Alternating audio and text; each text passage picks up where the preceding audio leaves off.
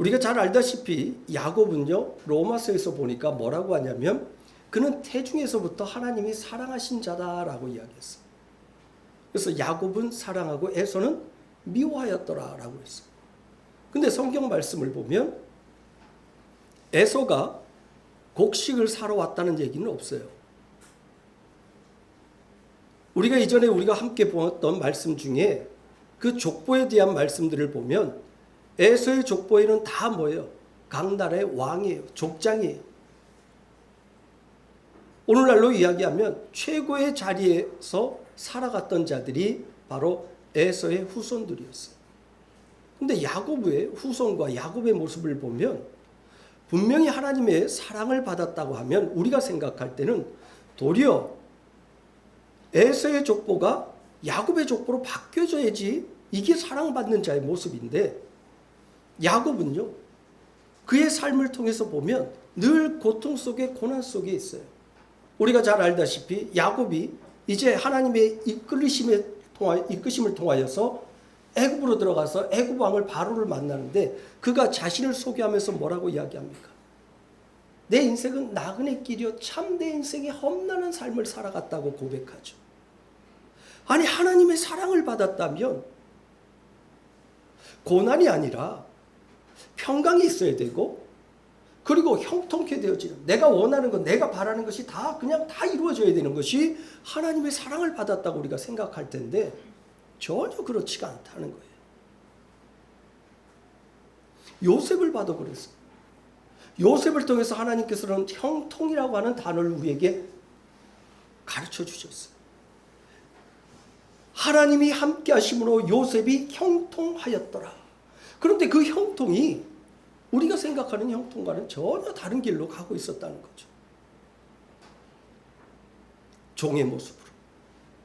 또 모함을 받아서 억울하게 감옥에 갇혀서 그리고 또 2년 동안 자신이 그 꿈에 해몽을 해줘서 그 사람의 그 길을 열어주는 아니지 그 사람의 그 길을 가르쳐 줌으로 인해서 그 마음에 평강을 주었던 그 술 맡은 관원장이 요셉을 2년 동안 새카맣게 잊어버려요. 요셉이 우리에게 가르쳐주는 그 형통의 모습은 우리가 생각하는 형통의 모습하고는 전혀 다른 고난과 어려움, 사람들에게서 잊혀진 이름 바로 그와 같은 모습으로 살아갔던 모습이 요셉의 모습이었어요. 바로 그와 같은 삶을 살아가는 요셉의 모습 속에서 하나님께서는 누구를 기억하게 하냐면 예수 그리스도를 기억하게 합니다. 요셉은 누구의 모형이에요? 예수 그리스도의 모형이에요. 형제에 의해서 팔려간 것처럼 예수님은 자기 민족에 의해서 어떻게 해요? 로마에 팔려갔어요. 자기가 사랑하는 제자에 의해서 팔려버렸어요. 모함을 받습니다. 억울한 누명을 씁니다. 예수님께서 십자가에 못 박혀 돌아가실 이유가 있었나요? 전혀 없었습니다. 예수님께서 십자가에 못 박혀 돌아가실 이유는 전혀 없었어요. 누구 때문에? 나 때문에. 우리의 죄 때문에. 그분은 자신의 죄로 인해서 십자가에 못 박힌 것이 아니라 우리의 죄로 인해서 십자가에 못 박히신 거예요. 나의 죄로 인해서 십자가에 못 박히신 바로 그 모습을 누가 경험하는 거예요? 요셉이 경험하는 거예요. 그리고 그렇게 요셉이 경험함을 통하여서 뭐예요? 요셉의 삶을 통해서 우리는 누구를 보게 돼요? 장차 오실 예수 그리스도를 보게 되어지는 것입니다. 오늘 요셉은요, 이제 애굽의 총리의 자리에 올라갑니다.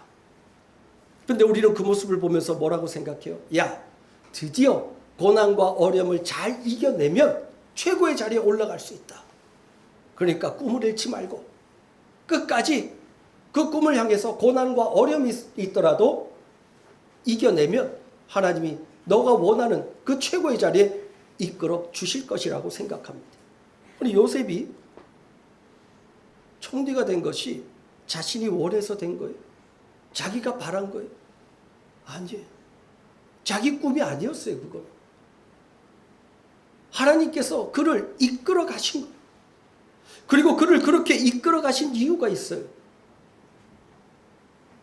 단순히 총리의 자리에서 세상의 가장 높은 곳에서 떵떵거리며 자신을 드러내며 삶을 살아가라고 하나님께서 그를 총리로 세운 것이 아니에요. 주로 세웠어요. 주로. 구원자로 세웠어요. 애굽뿐만 아니라 온 땅에 다 뭐가 왔어요? 흉년이 왔어요. 하나님께서 구원자의 모습을 보이기 위해서 하나님께서 환경과 그 역사를 다 이끌어 가셔요. 여러분 한번 생각해 보세요. 애굽에 요셉이 등장하지 않았을 때는 애굽에 이와 같은 기근이 없었어요. 역사적으로도 애굽에 이와 같은 기근이 있었다는 이야기는 없었어요. 그런데 하나님께서 애굽에 요셉을 집어넣으면서 하나님은 계획하고 계신 거예요. 그 역사를 하나님께서 주관하시고 환경을 하나님께서 바꿔버리신 거예요. 그러면서 주로 세워지는 것이 무엇인지를 알게 하시는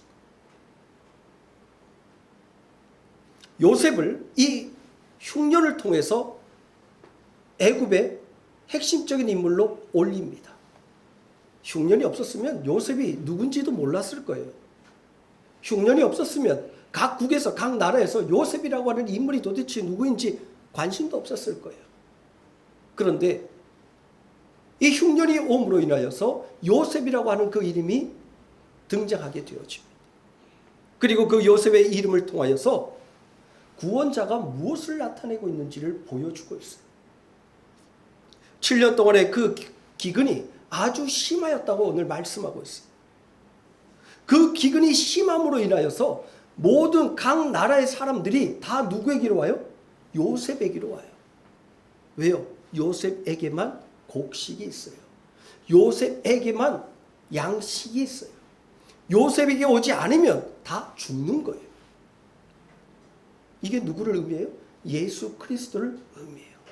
우리 인생이 늘 풍년같이 지나가는 것 같지만 그 풍년 후에 어느 한순간 갑자기 흉년이, 어느 한순간 우리의 삶이 끝이 있다는 거예요. 그 끝에 참된 생명 대신 양식 대신 예수 그리스도가 없으면 다 죽는 거예요. 바로 요셉을 통해서 하나님께서는 생명의 주가 무엇을 의미하는지, 생명의 주가 무엇을 뜻하는지를 보여주고 있는 거예요. 그가 없으면 죽는다는 거예요. 그가 우리에게 양식을 주지 아니하면, 그가 우리의 양식이 되어주지 않으면 다 죽는다는 거예요. 이 세상의 유일한 생명의 양식, 바로 예수 그리스도를 지금 드러내기를 하나님께서는 원하고 계시는 겁니다. 이제 하나님께서는 그렇게 생명의 주를 드러내시면서 야곱의 가정을 하나님께서 동일하게 지금 이끌어 가시는 모습을 보고 있어요. 서두에 말씀드린 것처럼 야곱은 사랑받는 자였는데 그에게도 동일하게 이 기근이라고 하는, 고난이라고 하는 것이 동일하게 임하게 되어집니다. 그래서 야곱이 이제 자기 아들들을 애굽에 보냅니다. 애굽에 보내는데 10명의 아들만 보내요. 베냐민은 보내지 않습니다. 왜요? 한번 경험이 있거든요. 형들이 무엇을 할지, 무엇을 하고 있는지를 좀 알아보라고, 어디서 무슨 일을 하는지 알아보라고 요셉을 보냈는데 요셉이 어떻게 됐어요? 죽었다는 소식이 들려졌어요. 그러니까 어떻게 해요? 이제 사랑하는 아들 베냐민이 하나 더 있어요. 이 요셉과 베냐민만이 누구예요? 자기가 사랑하는 아내를 위해서, 아내에게서 태어났어요. 그러니까 어떻게 해요? 같이 보낼 수가 없는 거예요. 또 위험을 당할까 봐, 또 어려움을 겪을까 봐. 오로지 무엇을 위해서만 왔어요? 곡식을 얻기 위해서만. 자신의 삶의 생존을 위해서만 지금 누구를 찾아가요? 요셉이라고 하는 그 인물을 찾아가요. 그가 누군지 관심 없어요. 그가 나에게 생명의 주, 구원의 주로, 아니요. 내 지금의 생존의 문제만 해결해 준다면 그가 누구든 상관없어요. 그게 오늘 우리의 모습 아니에요? 예수 그리스도의 이름을 부른다고 하지만 그가 내 생존의 문제를 해결해 주지 않으면 돌아서는 겁니다. 그러나 내 생존의 문제만 해결된다면, 내 삶의 문제만 해결된다면 예수가 아니라 다른 이름이라고 할지라도 그를 주로 섬기려고 하는 게 우리의 모습 아니냐는 거예요.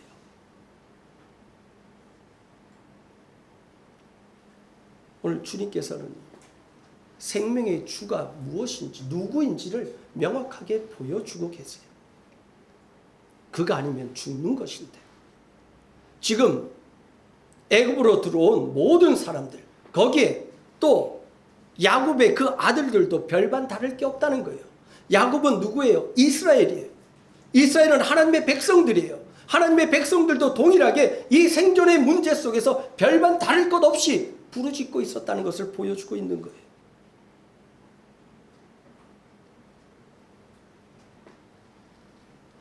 생존의 문제만을 위해서 달려가고 있는, 아니 생존의 문제만을 위해서 찾아간 그 요셉이 이제 드디어 그 형들을 알아봐요.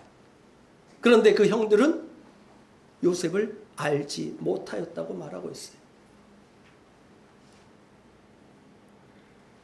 그런데 그 요셉이, 그 형들이 자기 앞에 무릎 꿇고 절하는 모습을 보면서 무엇을 생각하냐면 9절 말씀을 한번 보세요. 9절 말씀을 보니까 뭐라고 돼 있어요? 함께 한번 볼까요? 함께 보겠습니다. 시작. 요셉이 그들에게 대하여 꿈을 생각하고 그들에게 이르되 너희는 정탐꾼이라 이 나라의 틈을 엿보려고 왔느니라 라고 이야기합니다. 요셉이 그 형들을 알아보고 자기의 꿈을 생각하게 됩니다. 그래서 우리가 제일 먼저 쉽게 생각할 건 뭐예요? 드디어, 우리가 뒷얘기를 전혀 모른다면 어떤 생각을 할 거예요? 드디어 복수할 시간이다. 그죠? 드디어 하나님께서 내 꿈을 이루어 주셨다. 우리 생각할 거 아니에요. 왜? 꿈에서 보았을 때 뭐예요? 벼이삭들이 다 자기 벼이삭에 절을 했잖아요. 해와 달과 별들이 자기 별을 향해서 절을 했잖아요. 드디어 내가 꿈을 이뤘다 생각하고 형들에게 복수할 시간, 그러면서 따다닥 했겠죠. 근데 아니에요. 그 꿈을 생각했다라고 하는 것은 그 뜻이 아니에요. 그 뜻이 뭐냐면 45장 5절에 한번 찾아보세요. 45장 5절 한번 찾아보세요.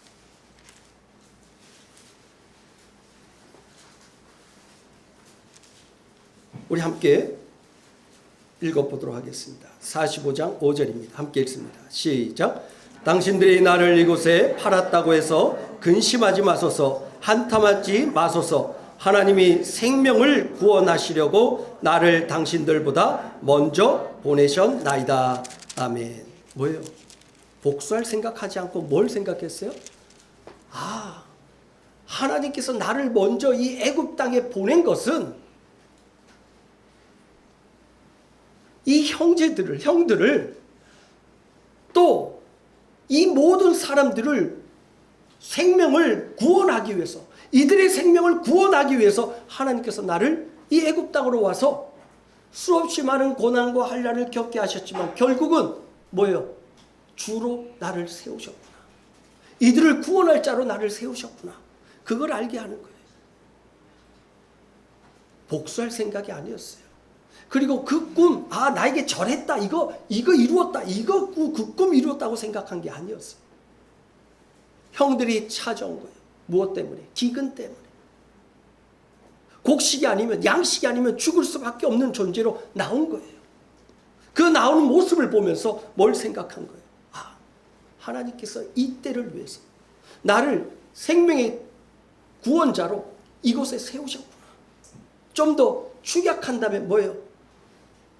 우리 집을, 하나님이 우리 가정을 이스라엘로 좀 더 확대한다면 이스라엘 백성들을 구원하기 위해서 하나님께서 나를 이곳에 구원자로 세우셨구나. 그걸 알게 된 거예요. 그런데 오늘 말씀 보니까 뭐라 그래요? 형들을 정탐꾼으로 몰아세웁니다. 스파이로, 간첩으로 몰아세우는 거예요.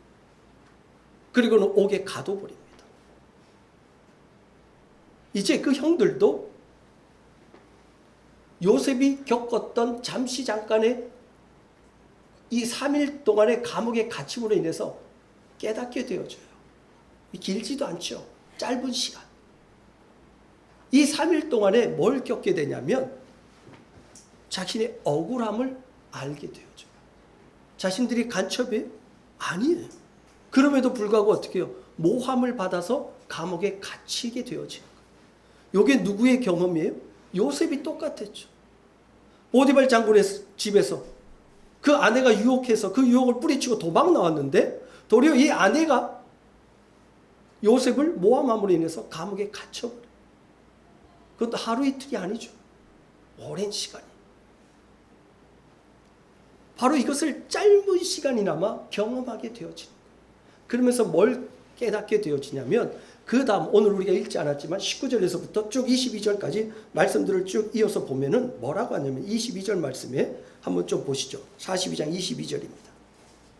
루벤이 그들에게 대답하여 이르되 내가 너희에게 그 아이에 대하여 죄를 짓지 말라고 하지 아니하였느냐. 그래도 너희가 듣지 아니하였느니라. 그러므로 그의 핏값을 치르게 되었느니라 하니라.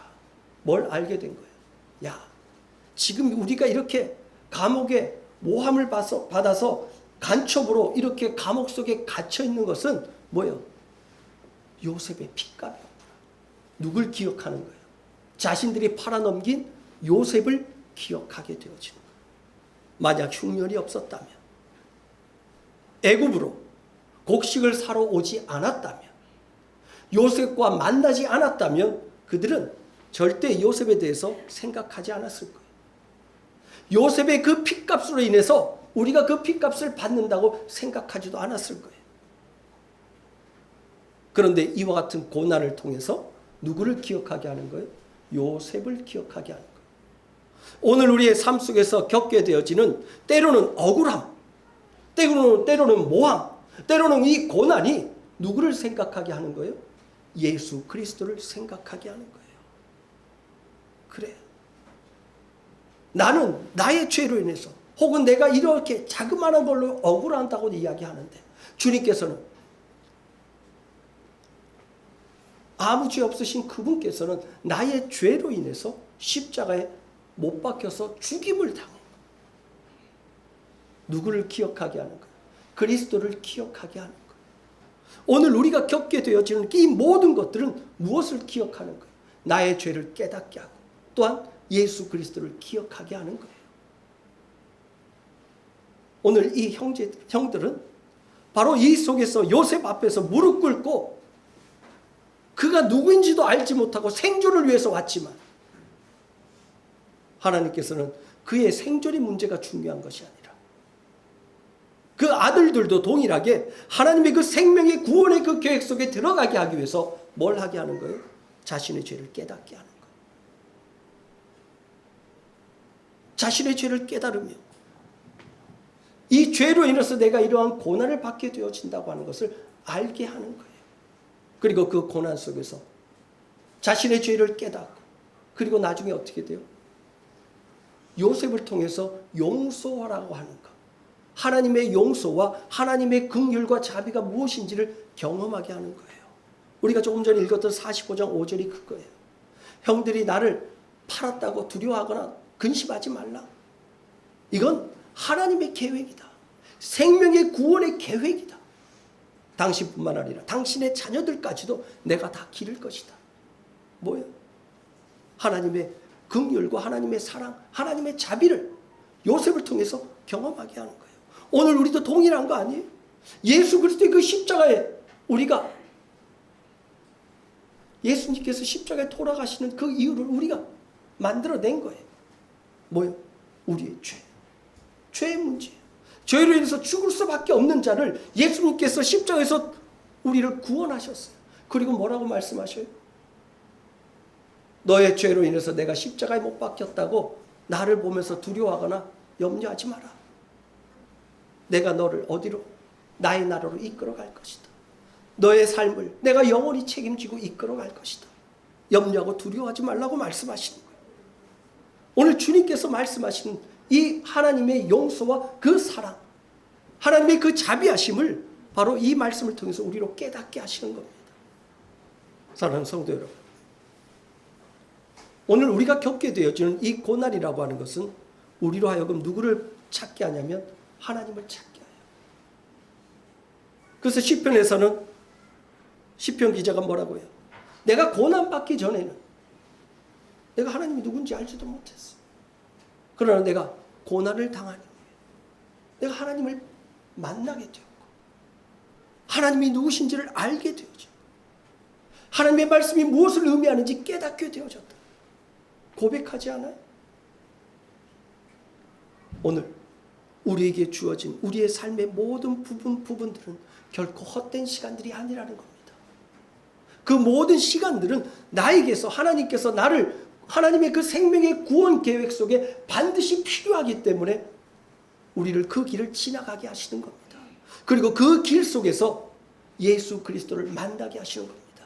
그리고 그 만남 속에서 그 주님의 은혜를 경험하게 하고 깨닫게 하심으로 인해서 세상이 아닌 하늘나라를 소망하는 자로 우리를 만들어 가신다는 겁니다. 바라기는 오늘 우리의 삶, 하나님께서 허락하신 그 우리의 삶의 모든 영역에서 원망하고 불평하고 좌절하고 낙심할 것이 아니라 그 속에서 하나님의 선하신 뜻을 깨달아가며 그 뜻을 따라 믿음의 길을 온전히 걸어갈 수 있는 하나님의 그 구원 계획이 오늘 나에게 임하고 있다는 것을 깨닫고 그 은혜에 감사함으로 믿음의 길을 걸어갈 수 있는 저와 우리 모든 성도님들 되어지기를 주님의 이름으로 축복합니다. 기도하겠습니다.